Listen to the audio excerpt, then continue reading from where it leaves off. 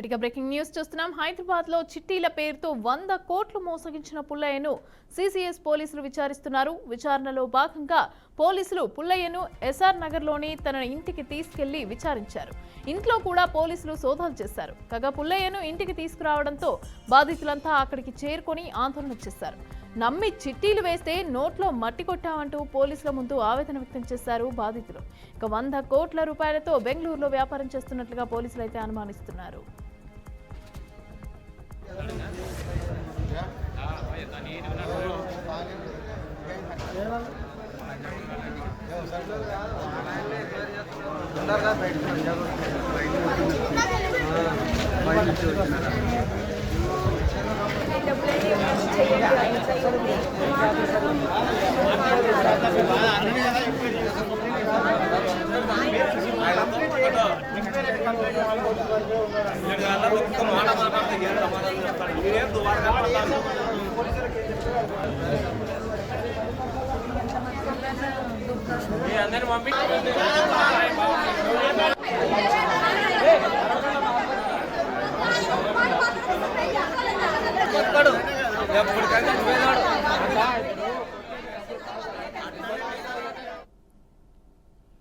HCU భూముల కోసం న్యాయ పోరాటం చేస్తున్న విద్యార్థులను పెయిడ్ బ్యాచ్ అని మంత్రులు మాట్లాడటం సిగ్గుచేటు అని బీఆర్ఎస్ నేత మాజీ మంత్రి జగదీష్ రెడ్డి ఆరోపించారు. హైదరాబాద్ సెంట్రల్ యూనివర్సిటీ విద్యార్థులపైన జరిగిన లాఠీ చార్జిపై జగదీష్ రెడ్డి మండిపడ్డారు. భవిష్యత్తు కోసం ఆందోళన చేస్తున్న విద్యార్థులపై పోలీసులు జరిపిన లాఠీ చార్జ్ను బీఆర్ఎస్ ఖండిస్తోందన్నారు. 1969లో విద్యార్థుల పోరాట ఫలితం వల్లనే హెచ్సియును సాధించుకున్నాం. ఉద్యమ ఫలితంగా సాధించిన హెచ్సియును కాపాడుకునేందుకు విద్యార్థులు పోరాటాలు చేస్తున్నారు. న్యాయ పోరాటం చేస్తున్న విద్యార్థులను పెయిడ్ బ్యాచ్ అని మంత్రులు మాట్లాడడం సిగ్గుచేటు అని, ఇక రాష్ట్రంలో పెయిడ్ బ్యాచ్ ముఖ్యమంత్రి, మంత్రులు బ్లాక్ దందా వల్ల వచ్చిన పైసలతో పదవులు తెచ్చుకున్నారని అన్నారు. మంత్రుల సంస్కారం గిదా విద్యార్థుల గురించి మాట్లాడేటప్పుడు, విద్యార్థుల గురించి ప్రస్తావించేటప్పుడు మీరు మాట్లాడే మాటలు గివే. నిజమే, పెయిడ్ బ్యాచ్ ఎవరు? మీరు ముఖ్యమంత్రి, మంత్రులు, మీరు పెయిడ్ బ్యాచ్ అనే విషయాన్ని మీరే బహిరంగంగా చెప్పుకున్నారు 100 సార్లు. రేవంత్ రెడ్డి పిసిసి పదవి మొదలైంది పేమెంట్తోనే వచ్చింది అనే విషయాన్ని మీ దాంట్లో ఉన్న ఎమ్మెల్యేలే మాట్లాడిండ్రు ఆనాడు. మంత్రి పదవి కావాలంటే ఇంత పేమెంట్ చేసి రావాలి అని చెప్పి మీరే చెప్తున్నారు. మంత్రి పదవి కావాలంటే మూట తీసుకొని ఢిల్లీ పోవాలనే మాట మీరే చెప్తున్నారు. పేమెంట్లు ఇచ్చి సీట్లు తెచ్చుకున్నది మీరు, పేమెంట్లు ఇచ్చి మంత్రి పదవులు తెచ్చుకున్నది మీరు. మళ్ళీ ప్రజలకి ఇవ్వాల్సి వస్తే పేమెంట్ తీసుకొని ఇస్తున్నది మీరు. పనిచేసిన కాంట్రాక్టర్లకు పైసలు ఇవ్వాల్సి వస్తే పేమెంట్ తీసుకొని పనిచేస్తున్నది మీరు. పేమెంట్ ఇచ్చి తెచ్చుకోవడం, పేమెంట్ తీసుకొని ఇవ్వడం అనేది మీకు మాత్రమే అలవాటు. పేమెంట్ మీద ఏదైనా పేటెంట్ ఉంది అంటే అది మీకు మాత్రమే ఉంది, కాంగ్రెస్ పార్టీకి మాత్రమే ఉంది, కాంగ్రెస్ పార్టీ ముఖ్యమంత్రికి, మంత్రులకు మాత్రమే ఉంది తప్ప పేమెంట్ మీద పేటెంట్ మీది మాత్రమే తప్ప విద్యార్థులది కాదు. సమాజ గమనంలో, సమాజ మార్పులో, సమాజంలో వస్తున్న దుర్మార్గమైన పోకడలను వ్యతిరేకించడంలో విద్యార్థి లోకం ఎప్పుడు కూడా ముందే ఉంది. త్యాగాలకు ఎప్పుడు మీరు వాళ్ళ పేమెంట్లతోని పదవుల్లోకి వచ్చారు. వాళ్ళ గురువు గారు మొదలుపెట్టిపోయిండు, తాబేదారులకు ఇచ్చి సాటుగా గుంజుకునే ముచ్చట గదే పేమెంట్. ఇక పేమెంట్ మీద ఇవ్వాలి, పేమెంట్ తీసుకోవాలి. అదే పని మీద వాళ్ళ గురువుగారు మొదలుపెట్టిండు. గురువుగారితో సాధ్యం కాలేదు కాబట్టి ఇప్పుడు శిష్యుడు పూర్తి చేసే పనిలో ఉన్నాడు. సీఎం రేవంత్ రెడ్డిపై బీజేపీ ఎమ్మెల్యే ఏలేటి మహేశ్వర్ రెడ్డి ఆగ్రహం వ్యక్తం చేశారు. వర్సిటీకి చెందిన భూముల వివాదంపై ఇంత చర్చ నడుస్తుంటే సీఎం స్థాయి వ్యక్తి రాష్ట్రాన్ని వదిలి దేశ రాజధానిలో పక్కన ఉండి ధర్నాలు, నిరసనలు చేయించడం ఎంతవరకు సబబు అని ప్రశ్నించారు. తెలంగాణలో నెలకొన్న సమస్యలను పక్కదారి పట్టించేందుకే కాంగ్రెస్ ఈ ధర్నా నెత్తికెత్తుకుందని ఆరోపించారు. పంటలకు నీరందక ఒకవైపు పొలాలు ఎండిపోతుంటే వాటి గురించి ఆలోచించే కాంగ్రెస్ నాయకుడే లేడని అన్నారు. ఎక్కడ భూములు ఉంటే అక్కడ అమ్ముకోవడానికి మా ప్రభుత్వం ఏర్పడ్డదన్నట్టుగా ఈ రోజు రేవంత్ రెడ్డి గారి ప్రభుత్వం ఒక అరాచక ప్రభుత్వంగా భూములను నమ్ముకొని ఒక రియల్ ఎస్టేట్ దందాగా సాగుతున్నటువంటి ఈ ప్రభుత్వ తీరుని భారతీయ జనతా పార్టీ ఖండిస్తున్నది. భూములు అమ్ముతే గానీ ప్రభుత్వం నడపలేమన్న పరిస్థితిలో ఈ రోజు చివరకు యూనివర్సిటీ భూములను సైతం మొదలకుండా వందల వేల ఎకరాల భూమిని అమ్మి రియల్ ఎస్టేట్ దందా చేయడానికి మాత్రమే ప్రభుత్వం ఏర్పడ్డట్టుగా ఉన్నది. ప్రజాపాలన గాలి కొదిలేసి ప్రజలకు ఇచ్చినటువంటి అనేకమైనటువంటి హామీలను గాలి కొదిలేసి కేవలం పోలీసుల నిర్బంధంలో ఈ రాష్ట్ర ప్రభుత్వం కొనసాగుతుందంటే ఇంతకన్నా దౌర్భాగ్య పరిస్థితి ఇంకొకటి లేదు. ఈ రోజు భారతీయ జనతా పార్టీ ఎమ్మెల్యేలు సెంట్రల్ యూనివర్సిటీని విజిట్ చేద్దామని స్వచ్ఛందంగా ప్రజాస్వామ్య పద్ధతిలో సందర్శించడానికి వెళ్తా ఉంటే ఎక్కడికక్కడ మా ఎమ్మెల్యేలు నిర్బంధించి మా ఎమ్మెల్యేలను హౌస్ అరెస్ట్ చేసి నన్ను కూడా ఈ రోజు ఇంట్లో హౌస్ అరెస్ట్ చేసి బయటకు వెళ్ళనీయకుండా అరెస్ట్ చేయడం ఇది శోచనీయం. ఎంతకాలం ఈ రకంగా మీరు అదుపు చేస్తారు? ఎంతకాలం మమ్మల్ని ఆపుతారని చెప్పి నేను ప్రశ్నిస్తున్నా. ఖచ్చితంగా వెళ్తాం. సెంట్రల్ యూనివర్సిటీ భూములు అమ్మకుండా ఆ విద్యార్థులకు అండగా నిలబడతాం. సెంట్రల్ యూనివర్సిటీయే కాదు, ఈ తెలంగాణ రాష్ట్రంలో ఉన్న ప్రతి యూనివర్సిటీని సందర్శిస్తాం. ఈ రోజు సెంట్రల్ యూనివర్సిటీకి పట్టిన గతి రేపు అన్ని యూనివర్సిటీలకు పట్టబోతుంది. ఈ రోజు సెంట్రల్ యూనివర్సిటీ భూములు అమ్ముతారు, రేపు ఉస్మానియా యూనివర్సిటీ భూములు అమ్ముతారు, కాకతీయ భూములు అమ్ముతారు, అంబేద్కర్ యూనివర్సిటీ భూములు అమ్ముతారు. రేపు ఈ రాష్ట్రంలో తెలంగాణ యూనివర్సిటీ భూములతో పాటు ఈ రాష్ట్రంలో ఎక్కడ భూములు ఉంటే అక్కడ భూములు అమ్ముకొని తెగ నమ్ముకొని ఈ రాష్ట్రాన్ని అరాచకమైన పాలన చేస్తామంటే ఎట్టి పరిస్థితుల్లో భారతీయ జనతా పార్టీ ఊరుకునే సమస్య లేదని చెప్పి నేను తెలియజేస్తా ఉన్నాను. రాష్ట్రాన్ని ఎక్కడ భూములు ఉంటే అక్కడ అమ్ముకోవడానికే మా ప్రభుత్వం ఏర్పడ్డదన్నట్టుగా ఈ రోజు రేవంత్ రెడ్డి గారి ప్రభుత్వం ఒక అరాచక ప్రభుత్వంగా భూములను నమ్ముకొని ఒక రియల్ ఎస్టేట్ దందాగా సాగుతున్నటువంటి ఈ ప్రభుత్వ తీరుని భారతీయ జనతా పార్టీ ఖండిస్తున్నది. భూములు అమ్ముతే కానీ ప్రభుత్వం నడపలేమన్న పరిస్థితిలో ఈ రోజు చివరకు యూనివర్సిటీ భూములను సైతం మొదలకుండా వందల వేల ఎకరాల భూమిని అమ్మి రియల్ ఎస్టేట్ దందా చేయడానికి మాత్రమే ప్రభుత్వం ఏర్పడ్డట్టుగా ఉన్నది. ప్రజాపాలన గాలి కొదిలేసి ప్రజలకు ఇచ్చినటువంటి అనేకమైనటువంటి హామీలను గాలి కొదిలేసి కేవలం పోలీసు. హైదరాబాద్లో బర్డ్ ఫ్లూ కలకలం రేగింది. నగర శివార్లలోని ఓ పౌల్ట్రీ ఫామ్లో బర్డ్ ఫ్లూ వైరస్ నిర్ధారణ జరిగింది. అబ్దుల్లాపూర్ మెట్ మండలంలో బర్డ్ ఫ్లూ నిర్ధారణ కావడంతో చుట్టుపక్కల ప్రాంతాల్లో కూడా తీవ్ర కలకలం రేగింది. గత 4 రోజులుగా అక్కడి ఓ పౌల్ట్రీ ఫామ్లో వేల కోళ్లు చనిపోగా అధికారులు శాంపిల్స్ను సేకరించి ల్యాబ్కి పంపించారు. అది బర్డ్ ఫ్లూ అని తేలడంతో పౌల్ట్రీ ఫామ్స్ యజమానులు బెంబెలెత్తిపోతున్నారు. ఎండల వల్ల అవి చనిపోయాయి అనుకుని కల్లింగ్ ప్రాసెస్ కూడా సరిగా చేయలేదని భయపడుతున్నారు. ఇక దీంతో పౌల్ట్రీలో పనిచేస్తున్న వారందరి శాంపిల్స్ సేకరించే పనిలో పడ్డారు. ఈ వార్త బయటికి రావడంతో చుట్టుపక్కల గ్రామాల ప్రజలు కూడా భయాందోళనలతో వణికిపోతున్నారు. అయితే ఈ ఏరియాను రెడ్ జోన్గా ప్రకటించే అవకాశం ఉందని కూడా అధికారులు పేర్కొన్నారు. ఇక మరోవైపు నల్గొండ జిల్లా గుండ్రాంపల్లి దోతిగూడెంలోని 3 పౌల్ట్రీ ఫామ్స్లో బర్డ్ ఫ్లూ సోకినట్టుగా అధికారులు గుర్తించారు. ఆయా ఫామ్స్లో ఉన్న కోళ్లను కూడా జాగ్రత్తగా పూడ్చిపెట్టించిన అధికారులు ఆ ఏరియాలో 5 కిలోమీటర్ల వరకు రెడ్ జోన్గా ప్రకటించారు.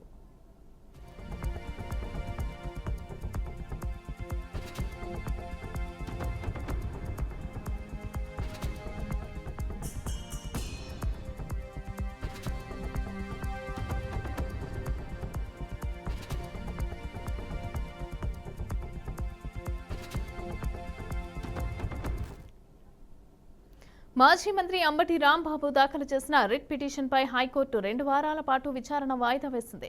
వైసీపీ అధినేత వైఎస్ జగన్తో పాటు తన ఫ్యామిలీ పైన కూడా సోషల్ మీడియాలో ఐటీడీపీ కార్యకర్తలు అనుచిత పోస్టింగ్ పెట్టారని, అయితే తాను ఫిర్యాదు చేస్తే పోలీసులు పట్టించుకోవడం లేదని పిటిషన్లో పేర్కొన్నారు. గుంటూరు పట్టాభిపురం పోలీస్ స్టేషన్లో తాను 5 సార్లు ఫిర్యాదు చేస్తే 4 సార్లు మాత్రమే కేసు నమోదు చేశారని, 5వ తీసుకోలేదని పిటిషన్లో తెలిపారు. అయితే ఈ పిటిషన్ పైన ధర్మాసనం విచారణ చేపట్టింది. అయితే ఇన్పర్సన్ గా హైకోర్టులో అంబటి రాంబాబు తన వాదనలను వినిపించారు. 5వ ఫిర్యాదు పైన కూడా కేసు నమోదు చేసేలాగా ఆదేశాలు ఇవ్వాలని కోర్టును కోరారు. దీనిపై కౌంటర్ దాఖలు చేస్తామని పోలీసుల తరపున లాయర్ తెలిపారు. ఇక తదుపరి విచారణను కోర్టు వాయిదా వేసింది.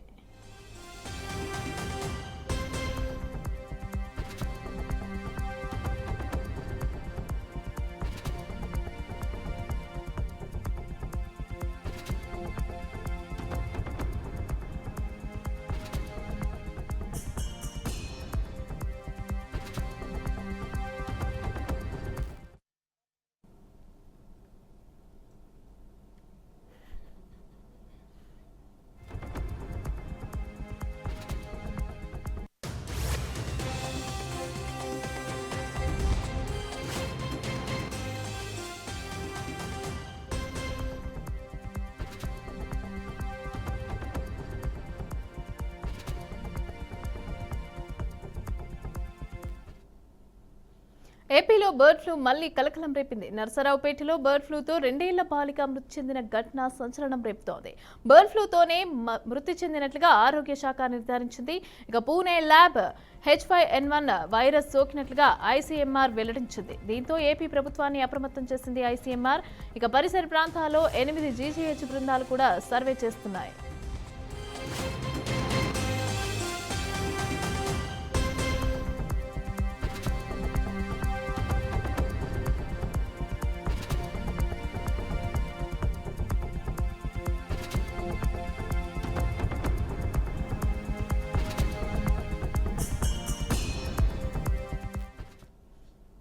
హనుమకొండలో ఈ నెల 27న బీఆర్ఎస్ మహాసభ జరగనుంది. దీంతో ఈ సభ ప్రాంగణాన్ని పరిశీలించిన బీఆర్ఎస్ నాయకులు భూమి పూజ చేశారు. అలాగే సభ కోసం భూములు ఇచ్చినందుకు రైతన్నలకు దాసం వినయ్ భాస్కర్ ధన్యవాదాలు తెలిపారు. ఇక మనం పోరాడి తెచ్చుకున్న తెలంగాణ ఆగమైతుందని, మళ్లీ మన రాష్ట్రం బాగు కోసం కేసీఆర్ కావాలని ప్రజలు కోరుకుంటున్నారని ఆయన తెలిపారు. ఉద్యమానికి వరంగల్ సభ పునాది కాబోతోందని అన్నారు. 10 లక్షల మంది హాజరయ్యే ఈ సభకు ఎలాంటి ఇబ్బందులు కలగకుండా అన్ని ఏర్పాట్లు చేస్తున్నామని తెలిపారు.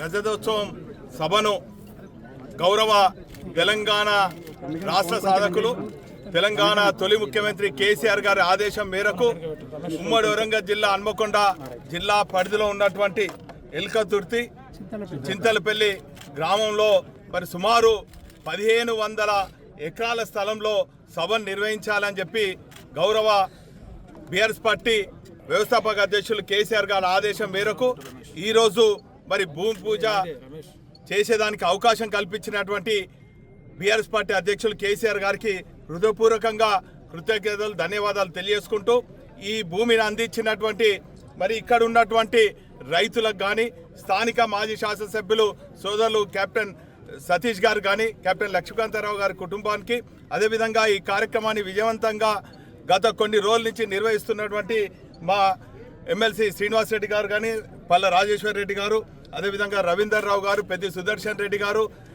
మాజీ మంత్రివర్యులు దయాకర్ రావు గారు, అనేక మంది పెద్దల సహకారంతో స్థలమంతా కూడా సేకరించడం జరిగింది.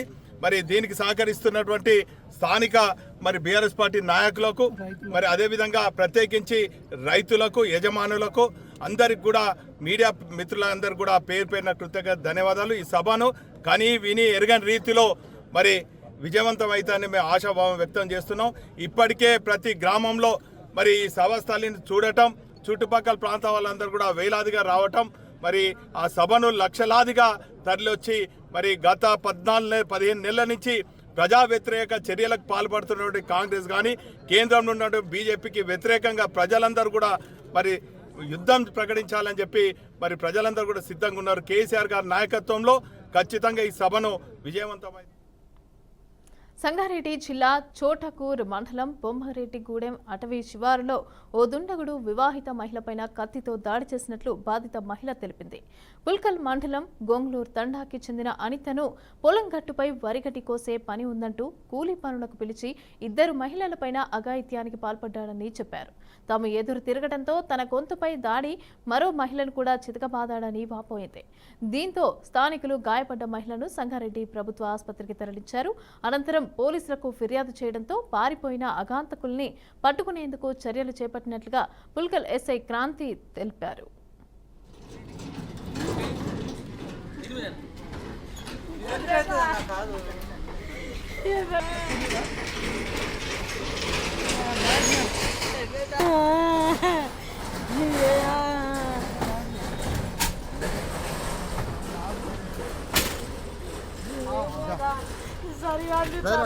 తమ్ముడు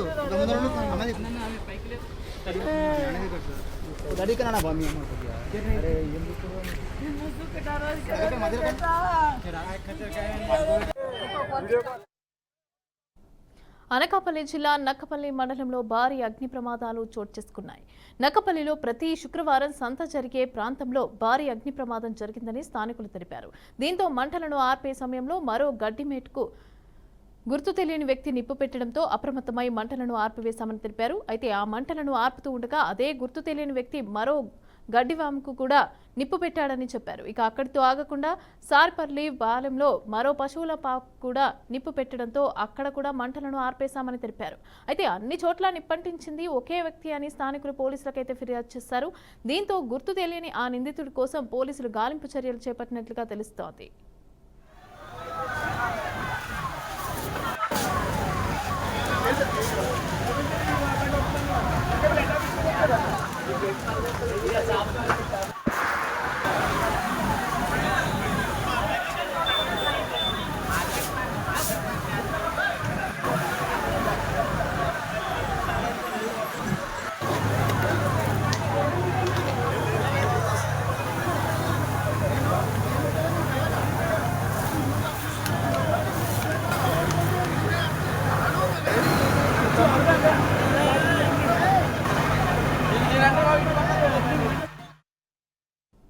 హన్మకొండ జిల్లాలోని కాజీపేట చౌరస్తా నుంచి కాంగ్రెస్ పార్టీ నాయకులు కార్యకర్తలు రాజ్యాంగ పరిరక్షణ పాదయాత్ర నిర్వహించారు. ముఖ్య అతిథిగా వరంగల్ పశ్చిమ శాసనసభ్యులు నాయని రాజేందర్ రెడ్డి హాజరయ్యారు.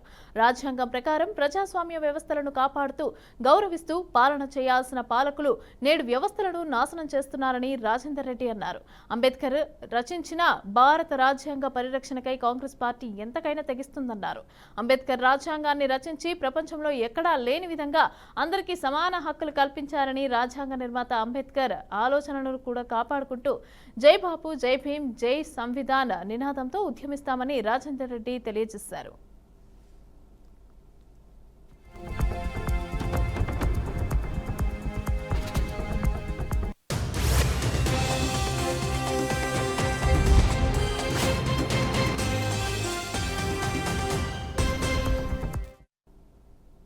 హన్మకొండ జిల్లా రామ్నగర్లోని మంత్రి కొండా సురేఖ ఇంటిని కాకతీయ యూనివర్సిటీ విద్యార్థులు ముట్టడించారు. ఇక హైదరాబాద్లోని హెచ్సియు భూములపైన పోరాడుతున్న విద్యార్థులపై అక్రమంగా లాఠీచార్జ్ చేస్తున్నారని ఆరోపించారు. ఇక యూనివర్సిటీ భూములను కాపాడాలని డిమాండ్ చేశారు.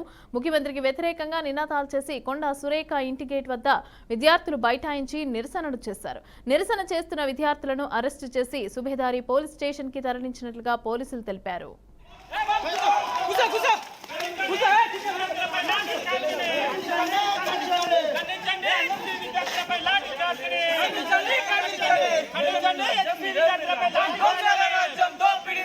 విద్యార్థులతో చెలగాటమో విద్యార్థులతో చెలగాటమో నశించాలి విద్యార్థులపై పోలీసు జులుం నశించాలి సెంట్రల్ యూనివర్సిటీ విద్యార్థులపై పోలీసు జులుం ఇదే మీ రాజ్యం ఇదే మీ రాజ్యం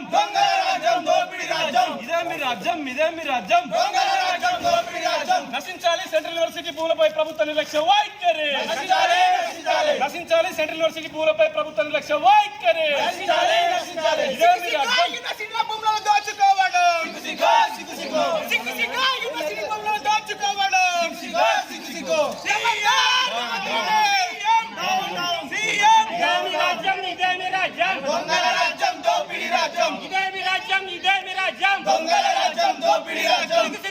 విద్యార్థులపై లాఠీ చార్జీకి పాల్పడడం విద్యార్థులపై లాఠీ చార్జీ చేయడం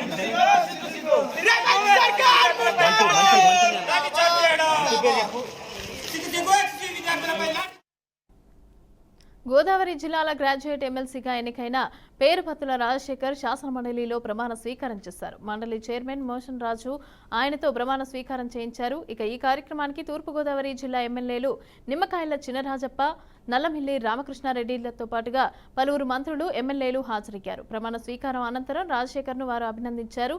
కాగా బిఆర్ అంబేద్కర్ కోనసీమ జిల్లాకి చెందిన రాజశేఖర్ ఐపోలవరం జెడ్పీటీసీగా పనిచేస్తారు. ఇక అంతకుముందు కాంగ్రెస్ లో గెలిచి ఎంపీపీగా కూడా పనిచేస్తారు. ప్రస్తుతం ఆయన కాకినాడలో నివాసం ఉంటున్నారు.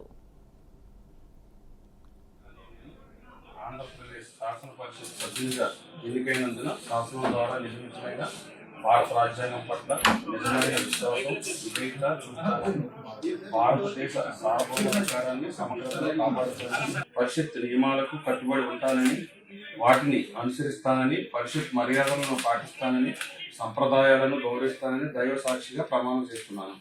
పేరాపత్తుల రాజశేఖర్ అనే నేను ఆంధ్రప్రదేశ్ శాసన పరిషత్ సభ్యునిగా ఎన్నికైనందున శాసనం ద్వారా నిర్మించమైన భారత రాజ్యాంగం పట్ల నిజమైన విశ్వాసం, విధేయత చూపుతాను. అర్హులైన ప్రతి పేదవాడికి సన్న బియ్యాన్ని అందించడం జరుగుతుందని శాసనసభ సభాపతి గడ్డం ప్రసాద్ కుమార్ అన్నారు.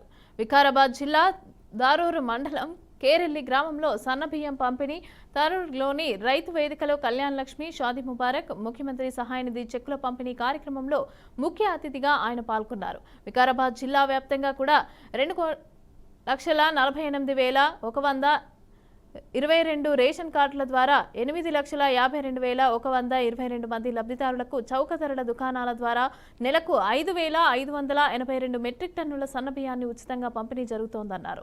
రాష్ట్ర వ్యాప్తంగా కూడా 3,10,00,000 మంది వరకు లబ్ధిదారులకు ప్రజా పంపిణీ పథకంలో భాగంగానే చౌక ధరల దుకాణాల ద్వారా అర్హులైన ప్రతి పేద కుటుంబానికి కూడా ఒక్కొక్కరికి 6 కిలోల చొప్పున సన్నబియ్యాన్ని అందించేందుకు చర్యలు తీసుకుంటున్నట్లుగా తెలిపారు.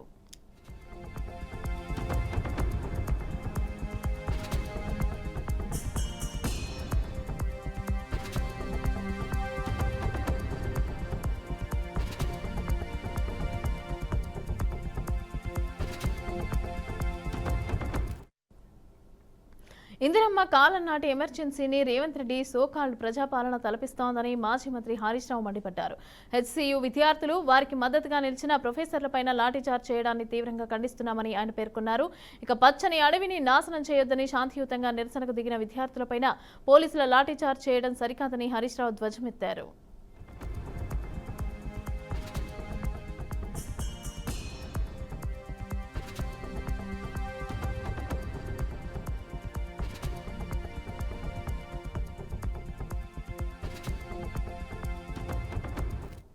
ఒక జింకను చంపిన నటుడు సల్మాన్ ఖాన్ కి 5 ఏళ్ల శిక్ష పడితే మరి వందల నెమళ్లు జింకలను చంపిన ముఖ్యమంత్రి రేవంత్ రెడ్డికి ఎన్నేళ్ల శిక్ష పడాలని బీఆర్ఎస్ నేత దాసోజు శ్రవణ్ ప్రశ్నించారు.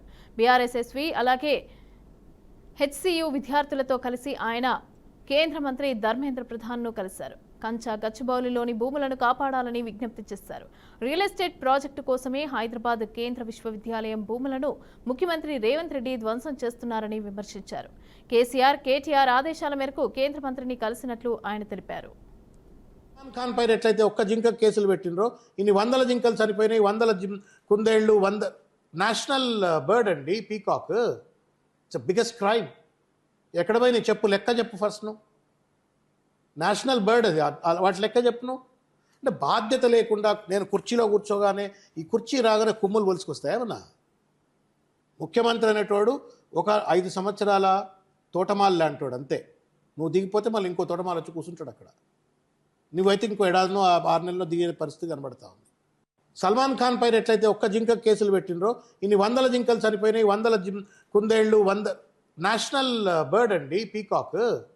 It's biggest crime. ఎక్కడ పోయినాయి చెప్పు, లెక్క చెప్పు ఫస్ట్. నువ్వు నేషనల్ బర్డ్ అది, వాటి లెక్క చెప్పును. అంటే బాధ్యత లేకుండా నేను కుర్చీలో కూర్చోగానే ఈ కుర్చీ రాగానే కుమ్ములు పొలుచుకొస్తాయేమన్నా? ముఖ్యమంత్రి అనేటోడు ఒక 5 సంవత్సరాల నేరాలకు పాల్పడిన 21 మంది పిల్లల జువైనల్ హోమ్ నుంచి తప్పించుకున్నారు.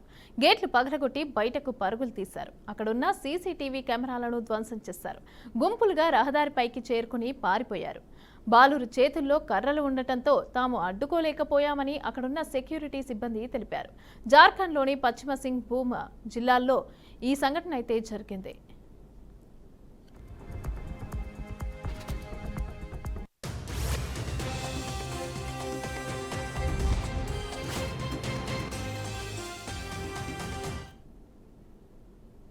ఆర్జేడీ అధినేత లాలూ ప్రసాద్ యాదవ్ ఆరోగ్య పరిస్థితి క్షీణించడంతో వైద్య పరీక్షలు, చికిత్స కోసం హుటాహుటిన ఢిల్లీకి తరలించారు.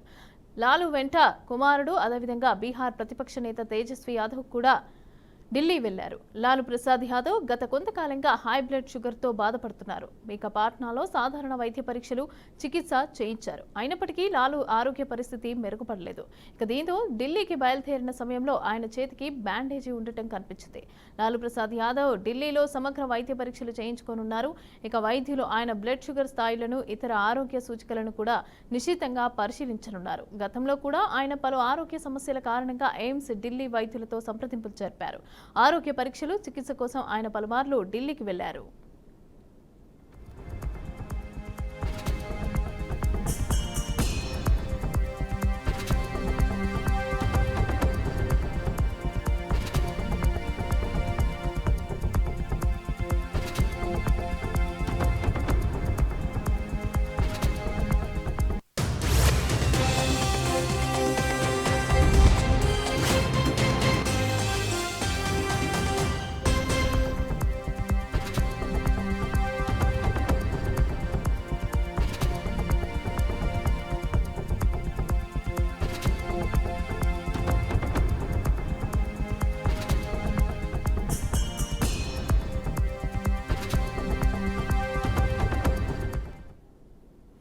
వివాదాస్పదమైన వక్ఫ్ బిల్లు ఎట్టకేలకు లోక్సభ ముందుకు వచ్చింది. ఇక విపక్షాల నిరసనల నడుమ కేంద్ర మంత్రి కిరణ్ రిజిజు బిల్లును లోక్సభలో ప్రవేశపెట్టారు. ఈ బిల్లుపైన కాంగ్రెస్ ఎంపీ గౌరవ్ గొగోయ్ నరేంద్ర మోదీ ప్రభుత్వంపై విరుచుకుపడ్డారు. వక్ఫ్ సవరణ బిల్లు ద్వారా రాజ్యాంగాన్ని మార్చేందుకు ప్రయత్నిస్తున్నారని ఆరోపించారు. కేంద్రంపై 4 అంశాలను కూడా ప్రస్తావిస్తూ దాడి చేశారు. అయితే ఈ బిల్లు వల్ల రాజ్యాంగాన్ని మార్చడం, మైనార్టీల వర్గాలను కించపరచడం, భారతీయ సమాజాన్ని విభజించడం, మైనార్టీల హక్కులను కాలరాజేయడమే అని లక్ష్యంగా పెట్టుకుందని కాంగ్రెస్ నేత చెప్పుకొచ్చారు. లోక్సభలో మైనార్టీ వ్యవహారాల మంత్రి కిరణ్ రిజిజు ప్రవేశపెట్టిన వక్ఫ్ సవరణ బిల్లుపైన విమర్శలు గుప్పించారు. ఇక అన్ని పార్టీల నుంచి వచ్చిన సూచనల పరిగణలోకి తీసుకుని జేపీసీ చర్చ జరిగిందన్న కేంద్ర హోంమంత్రి అమిత్ షా అయితే అదేవిధంగా కేంద్ర మంత్రి కిరణ్ రిజిజు వాదనలైతే తోసిపుచ్చారు. క్లాజుల వారీగా చర్చ జరగలేదని చెప్పుకొచ్చారు. ప్రతిపక్షాలు సూచించిన ఒక్క సవరణ కూడా జరగలేదు అని గొగోయ్ అన్నారు. వక్ఫ్ గురించి తెలియని వారిని జేపీసీకి ఆహ్వానించలేదని చెప్పారు. कि हम किस धर्म को हम विश्वास रखते हैं? क्या ये दूसरे धर्मों से इस प्रकार का सर्टिफिकेट मांगेंगे कि आपका 5 साल हुआ या नहीं हुआ? ये सिर्फ इसी बिल में क्यों? ये संविधान के विरोध में नहीं है? ये आर्टिकल 26 के विरोध में नहीं है? सरकार क्यों धर्म के इस मामले में दखल अंदाजी कर रही है कि आप इस धर्म का अविश्वास करते हो कि नहीं हो, उसका पहले मुझे सर्टिफिकेट दो? ये किस प्रकार का न्याय बना रहे हैं? उसमें क्या लिखा है पेरेंट एक्ट में? द बोर्ड में with the previous sanction of the state government, मतलब राज्य सरकार की अनुमति के द्वारा बोर्ड कुछ नियम बना सकते हैं. इन्होंने पूरा वो हटाना की कोशिश कर रहे, क्लॉजेस F और G ये हटाने की कोशिश कर रहे, राज्य सरकार की पावर्स या जी कम करने की कोशिश कर रहे. आप क्लॉज 43 पूरा नेशनल फ्लैग द तिरंगा जिसकी सम्मान आपने नहीं की थी. It is the sacrifice of the Indian freedom movement जिसमें आपने भाग नहीं लिया. It is our thirst for knowledge to seek excellence with limited resources, to be creative, to have the courage, to acknowledge the injustice of the past and have the wisdom to build new bridges. ये है हमारा राष्ट्रवाद. కర్ణాటకలోని చిత్రదుర్గ జిల్లాలో ఘోర ప్రమాదం చోటు చేసుకుంది. అదుపు తప్పి ఓ కారు డివైడర్ను ఢీకొని సుమారు 15 పల్టీలు కొట్టింది. ఈ దుర్ఘటనలో డ్రైవర్తో సహా 3 ప్రయాణికులు కూడా మృతి చెందారు. కారు పల్టీ కొడుతున్న సమయంలో ఒక వ్యక్తి గాల్లోకి ఎగిరి కింద పడటం వీడియోలో కనిపించింది. అయితే ఈ ప్రమాదంలో తండ్రి అబ్దుల్, 2 కుమారులు అక్కడికక్కడికే మృతి చెందారు. అబ్దుల్ భార్య సలీమా బేగం, తల్లి ఫాతిమా, మరొక కుమారుడు హుస్సేన్లకు తీవ్ర గాయాలయ్యాయి. సమాచారం అందుకున్న పోలీసులు వెంటనే సంఘటన స్థలానికి చేరుకుని బాధితులను ఆసుపత్రికి తరలించారు.